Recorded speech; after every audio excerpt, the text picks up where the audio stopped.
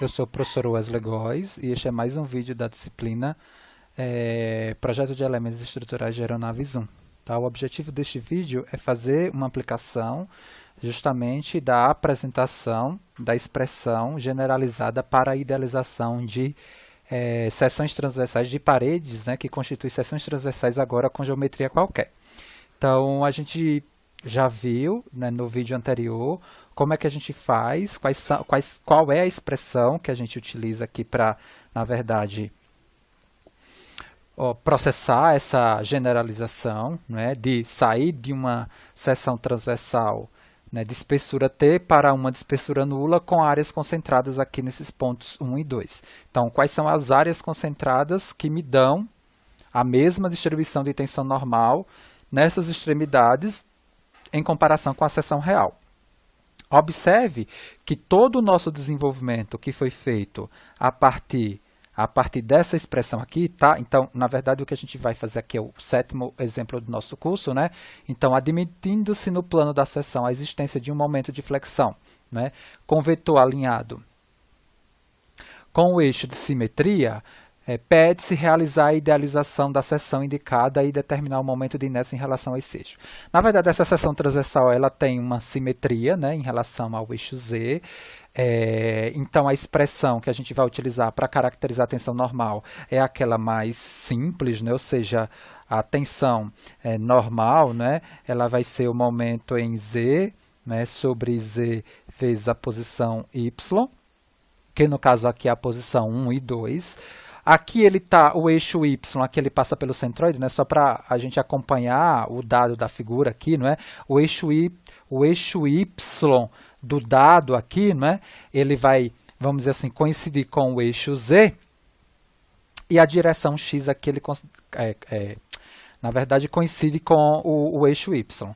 Né? Por quê? Porque é como se a gente estivesse passando, né, esses dois eixos aqui no centroide da seção transversal, né? Porque aqui eu estou vendo que o centroide em relação ao eixo X aqui do meu dado está, né, diferente um pouquinho da figura, mas tá tudo bem. Então vamos fazer o seguinte, vamos consertar isso daqui, para não deixar dúvida. É como se o eixo Y aqui, gente, ó, a gente tivesse ele, né, passando realmente, né, pelo centroide, né? Deixa eu voltar aqui, que ele está passando, tá? Pelo centroide. Aí fica organizadozinho. Mas o que eu quero aqui colocar, né, como observação é que o eixo Z de referência para a nossa expressão, ele não segue o eixo Z aqui da minha figura. O eixo Z de referência da minha expressão, ele foi estabelecido para o ponto 1, né? Ou seja, vamos lá, vamos formalizar aqui, né, para ficar isso, né? No cálculo do momento estático e da inércia, não é em relação ao eixo Z da figura, em sim em relação a um eixo, sei lá, Z' que passa pelo ponto 1. Tá? Então, o eixo de referência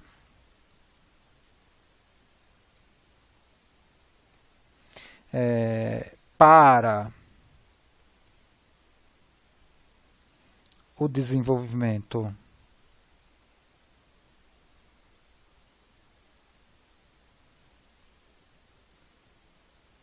da expressão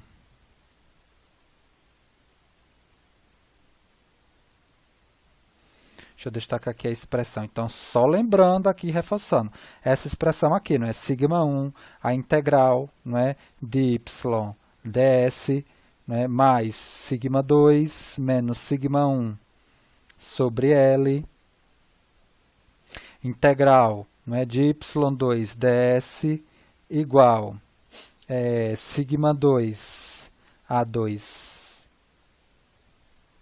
A2L, essa expressão aqui, na verdade, né, ela foi definida para o eixo de referência que passa pelo ponto 1. Né?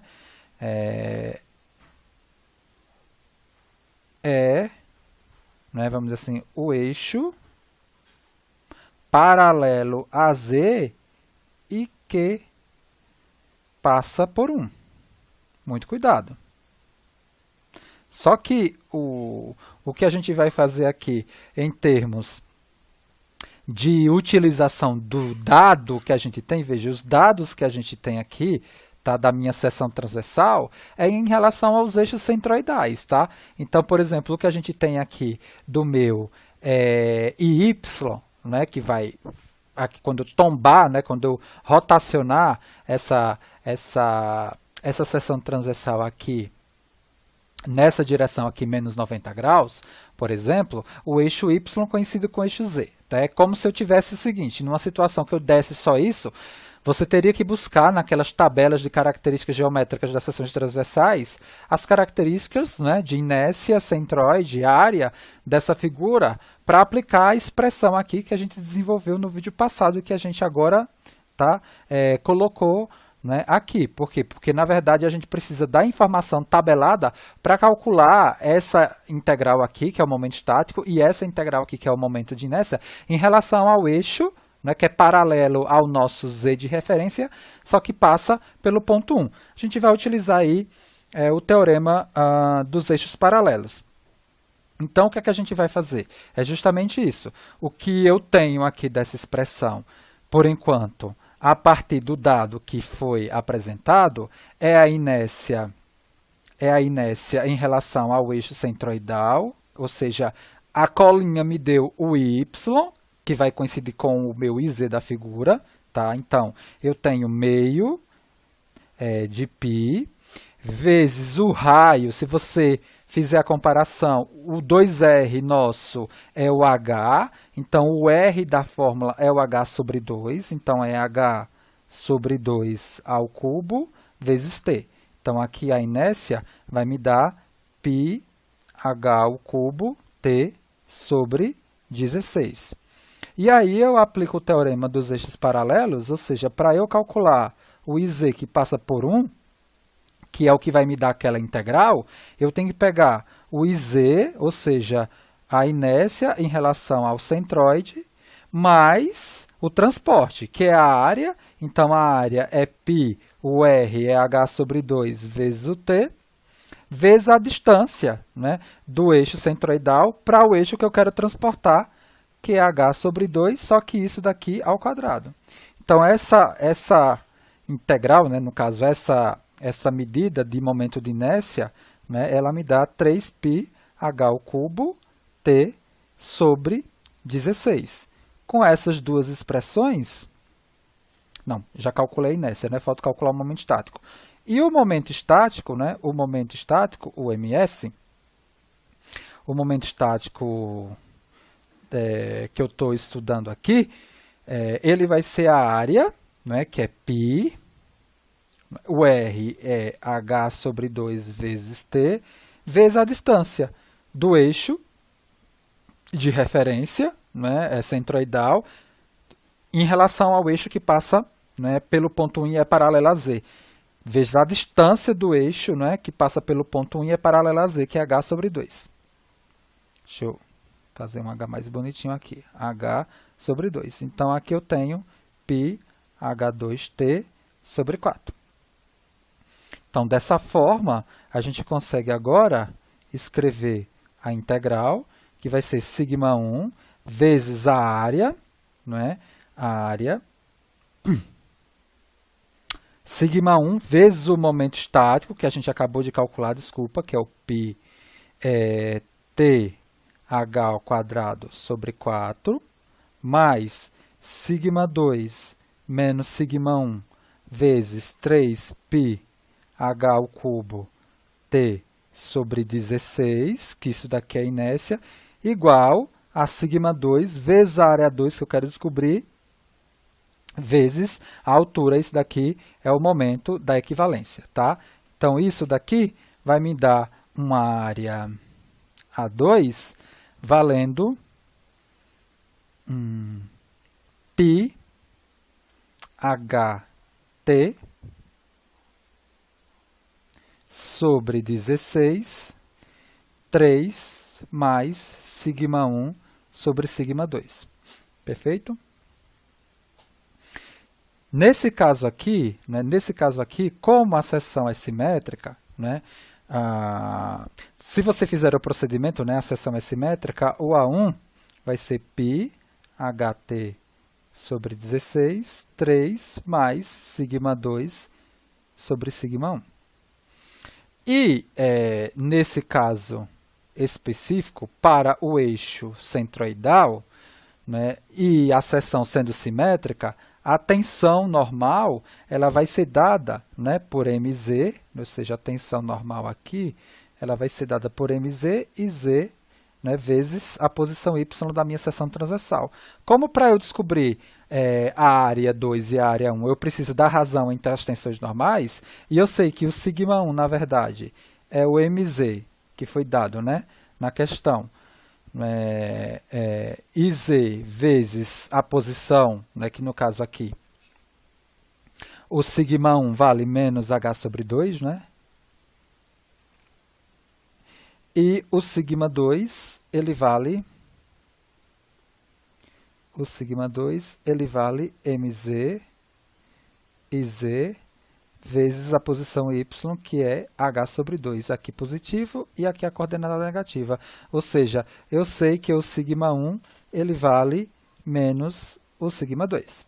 Então, nesse caso aqui, eu consigo encontrar que a área 1 ele vale π ht sobre 8, π ht sobre 8, e a área 2 ela vale π ht, né, sobre 8. E aí a gente pode, como a gente fez nas seções retangulares nos exercícios anteriores, calcular, né, o momento de inércia dessa seção idealizada agora. Veja, o momento de inércia da seção idealizada, né, o momento de inércia da seção idealizada